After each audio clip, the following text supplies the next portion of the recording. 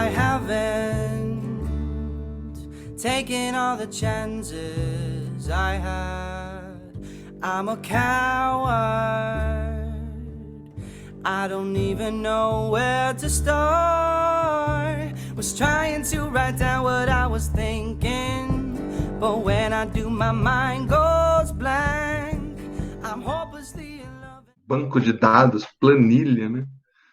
Eis um dos milhares, centenas de milhares de programas de estatística. É o MedCalc. O MedCalc eu vou ensinar vocês a ver MedCalc porque ele tem uma cara de Windows, porque eu tenho a licença, porque eu acho que é um dos programas que eu utilizo para ensinar, para dar aula, em qualquer esfera, né, da pós-graduação, da graduação, nos cursos de formação, para profissionais, para pesquisadores, para alunos de outras instituições. Essa é a cara do programa, da planilha que eu mandei para vocês. Então, olha só, aqui em cima vai ficar, tá livre aqui, liberado aqui, ele fica em branco, né? Você pode ver que fica em branco. E a variável, a idade, o peso, a estatura, o sexo, que tipo de terapia que você recebeu, a força 1, a força 2, e o quão motivado você é. Então, vamos fazer um teste agora rapidinho com vocês, rapidamente, não demora para responder. Idade, que tipo de variável que é? Numérica. Massa. Numérica. Estatura. Numérica. Sexo. Categórica. Tipo de terapia. Categórica. Força 1. Numérica. Força 2. Numérica. Numérica. Motivação. Categórica. Tá bom? Então, aqui é ordinal, aqui é contínua, aqui é nominal, é dicotômica, nominal, contínua e contínua. Tá bom? Eu só não tenho exemplo aqui, né, na nossa planilha de variável discreta. O resto eu tenho das outras 3 categorias. Beleza? Então, quero montar uma outra planilha, quero montar mais uma variável. Então, vamos colocar aqui ADM. Eu escrevo ADM, né? E aí eu posso simplesmente colocar os valores. Tem que tomar cuidado um pouco se é ponto ou se é vírgula no seu computador, tá? Isso é uma coisa importante. Se você colocar ponto, ó, ADM, vamos falar do cotovelo, que eu tinha falado, de 0 a 135 graus. Vamos falar que é 120,5. 120,5, eu acho que não vai aceitar. Ele vai ficar azul. Ficou azul, ele não está aceitando. 120,5. Aí agora, no meu computador, ele aceita. E assim por diante. Eu vou colocando os valores da avaliação aqui. Se você quiser fazer uma variável categórica, por exemplo, a variável pressão arterial. A pressão arterial, por exemplo, você vai ter que dar categoria. Você não vai colocar 120 a sistólica e 80 diastólica. Então, você vai categorizar. Então, o que você faz? Você vem aqui em Variables, bem embaixo aqui, ó, Variables, clica 2 vezes, acha aqui onde está escrito PA e clica em Properties. Na Properties, você vai dizer o seguinte, ela vai ser no label, vai ser hipo. No 2, ela vai ser normal.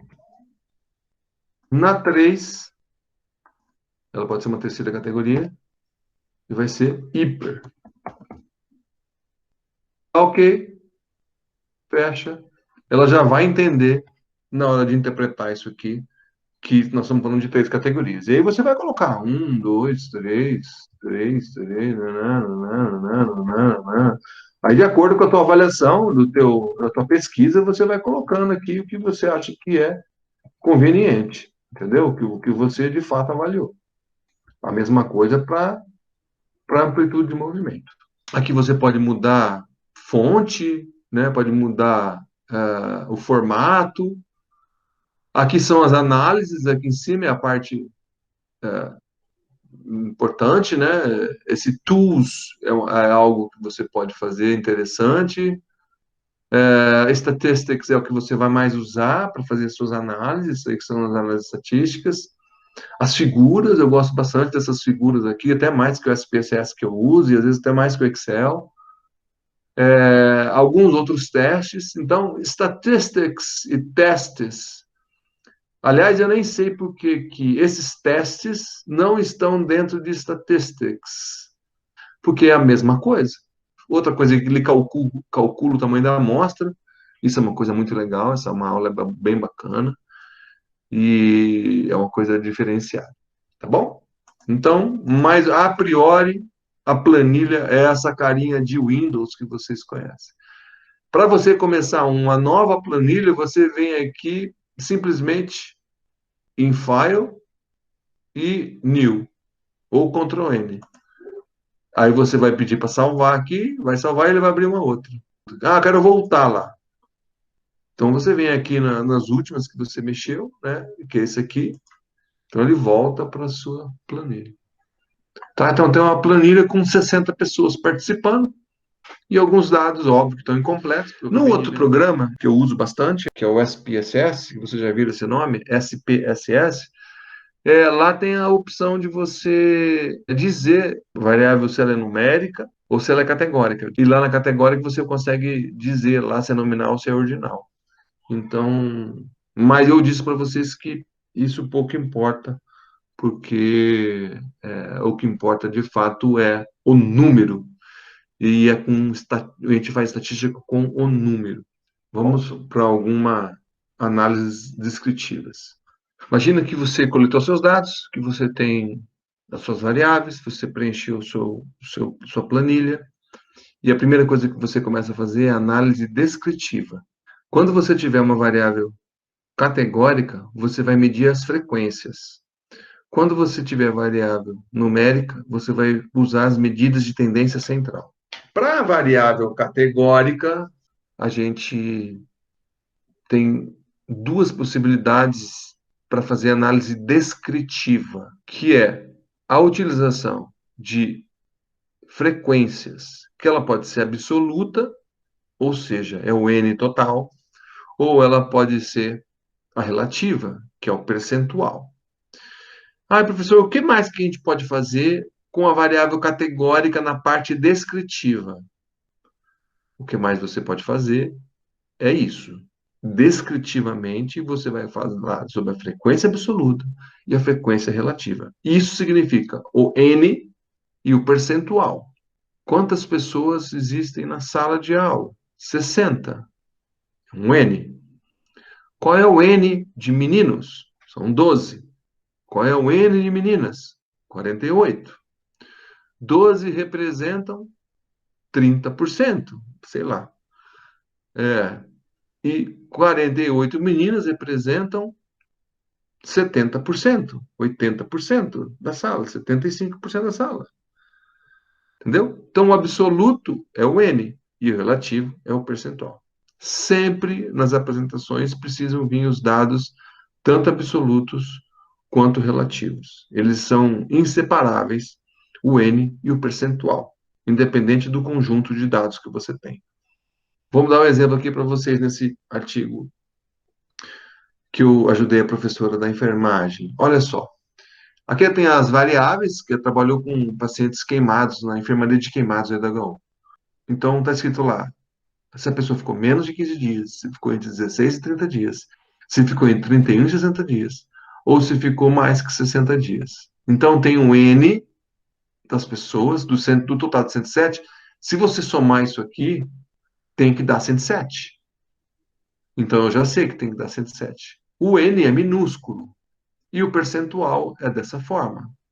Então, eu sei que 17% ficaram menos de 15 dias e 40% ficaram entre 16 e 30 dias. Ou seja, 40% da amostra, num total de 107, ficaram entre 15 a um mês de internados? Quantas hospitalizações as pessoas precisaram?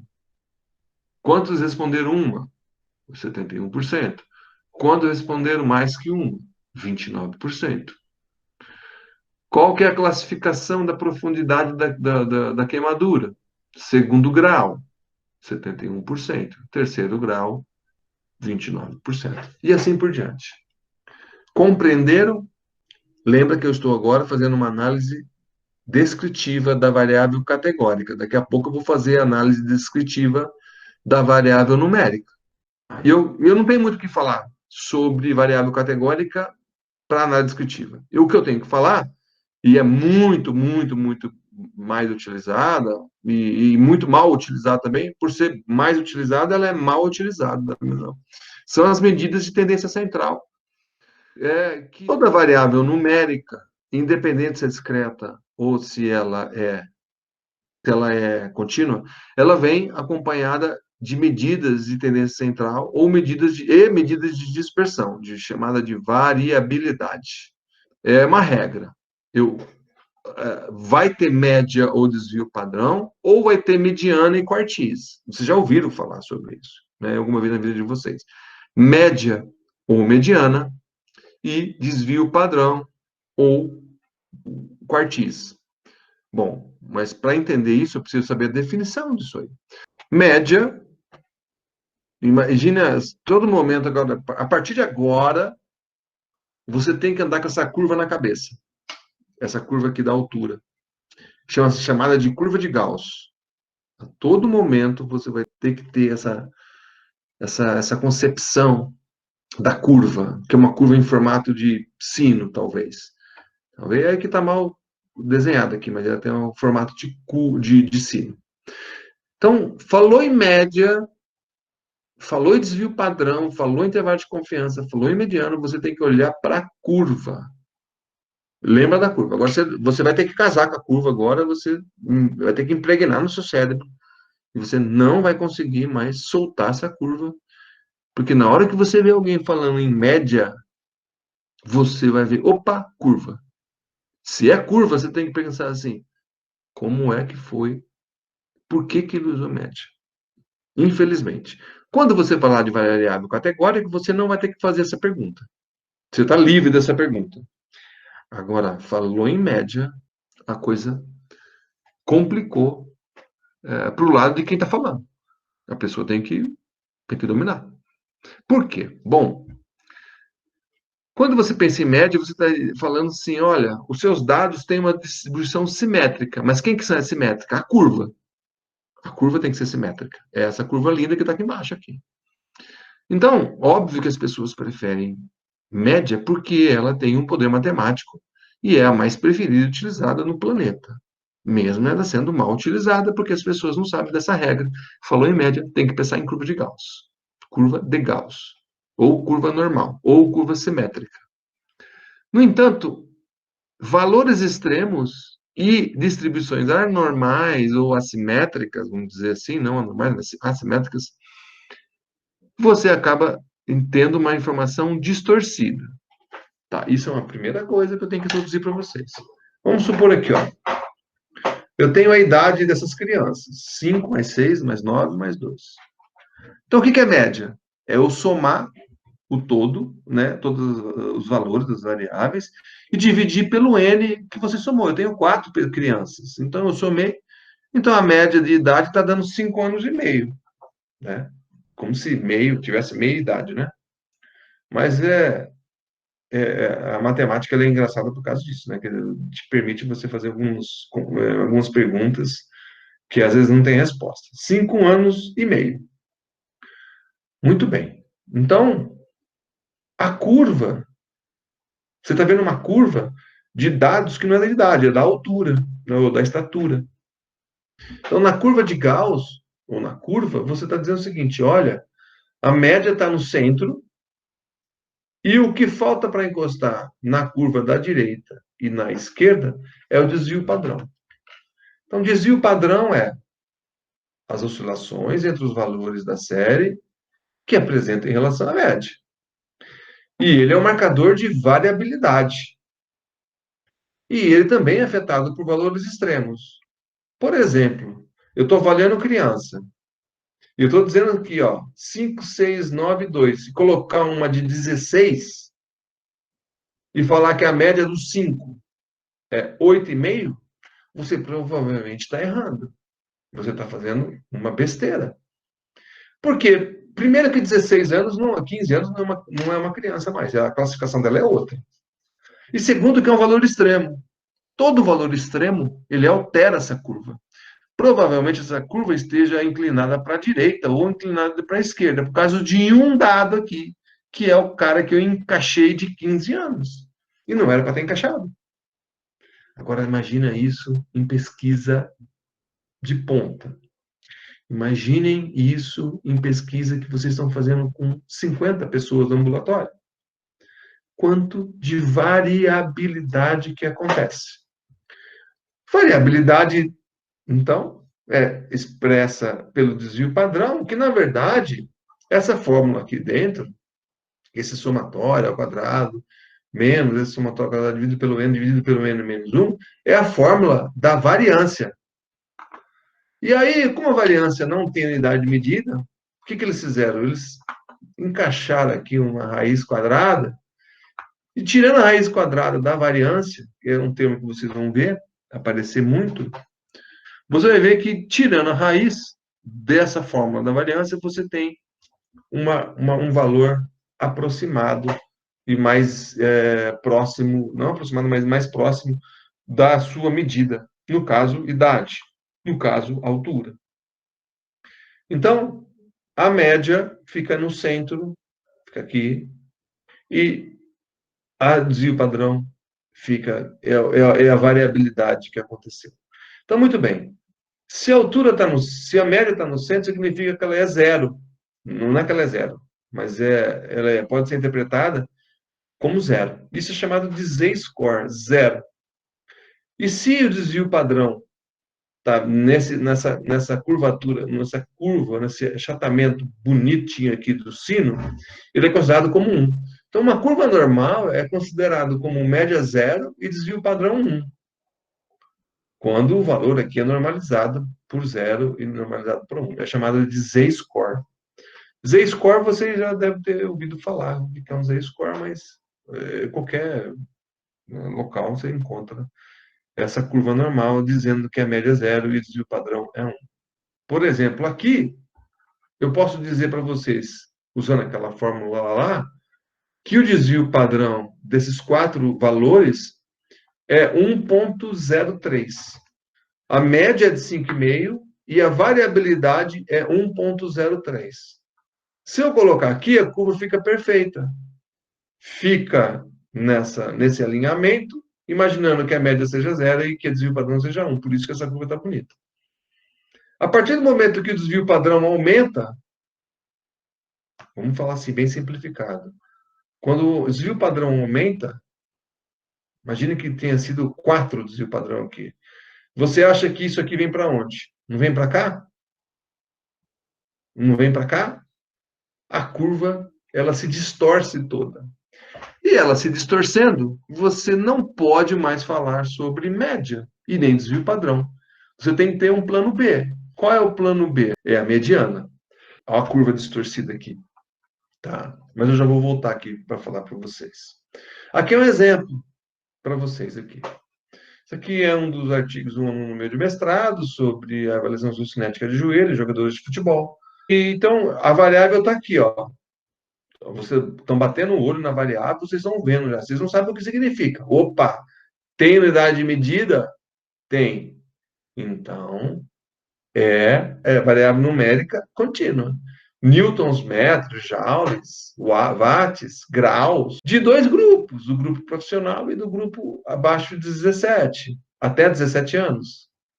Então, esse daqui é o símbolo, esse X é menor, ele não é maiúsculo, é minúsculo. Esse X é minúsculo, com um tracinho em cima, e o desvio, esse SD significa Standard Deviation.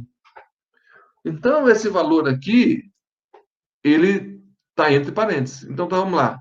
280 é a média, contra 233,5, que é outra média. E o desvio padrão aqui é 33 e o desvio padrão aqui é 44. Se eu estou usando média, é porque provavelmente essa curva me permitiu utilizá-la. Porque se essa curva não tivesse permitido, lá, para falar aquilo lá, eu não estaria usando média, eu estaria usando mediana, outro valor. Outra coisa que acontece muito nos textos, erroneamente, as pessoas colocam média aqui, X, e colocam entre parênteses SD, ou DP, que é desvio padrão em português, mais e menos. Isso é um dos erros mais frequente que acontece nas pessoas que não sabem a definição do que é desvio padrão. Porque o desvio padrão, quando eu falo que ele é 1,03, por que eles fazem isso? Porque eles não sabem a curva. Eles não têm a curva na mente, a curva na cabeça, a curva de Gauss. Todo mundo que fala de média tem que ter a curva e saber que para o lado esquerdo e para o lado direito é a variabilidade dessa curva. Ou seja, ele tem um valor negativo e um valor positivo por definição. Então, se eu estou falando que o desvio padrão aqui é 1,05 ou 1,03, eu estou dizendo o seguinte, que a curva, onde eu vou colocar a idade aqui, não mais a altura, idade, vai ter aqui, esse verde, ele é mais 1,03, e se tivesse o verde da esquerda, seria menos 0,3. O desvio padrão está nesses valores. Entenderam? Então, um erro comum que as pessoas cometem e que isso aí serve para pesquisadores de ponta, para professores. Não estou falando do aluno, não estou falando do pós-graduando, não estou falando do doutorando, não. Eu estou falando dos pesquisadores. Porque eles são os responsáveis para ensinar corretamente como é que você coloca. Né? Então, não é mais e menos, porque desvio é redundante o teste da curva. Eu fui testar se ela é simétrica ou não simétrica, e aí eu descobri pelo teste que eu não posso usar a média, eu não deveria usar a média. Não pode, não, é muito forte. Eu não deveria utilizar. Muito bem. Qual é a opção que você tem? Um plano B? Tem. O plano B, tranquilo, é a mediana. Mediana é onde 50% dos valores se encontram. 50% dos valores se encontram. Tá? Então, é medida de posicionamento representando o valor em que ocupa o meio da série. Ou seja, em tese, 50% dos valores estão acima e 50% dos valores estão abaixo. Ela não é afetada por valores extremos. Tá? Como exemplo, idade de 18 e 60 anos. Daí, se preferir, né, utilizar com distribuição assimétrica, não há problema algum. Não é as pessoas, né? Eu vou de novo, quem? Os pesquisadores que deviam ensinar corretamente, ter esse estigma de achar, de vira-lata, de achar que o seu dado não pode ser apresentado de forma assimétrica. Isso é um estigma de vira-lata, né? Porque não tem nada a ver.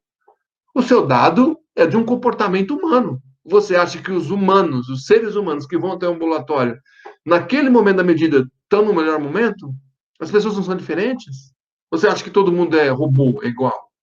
Se as pessoas não são robôs, não são todas iguais, então você não pode esperar que a força seja igual, que a amplitude de movimento seja igual, que o teste sanguíneo seja igual, que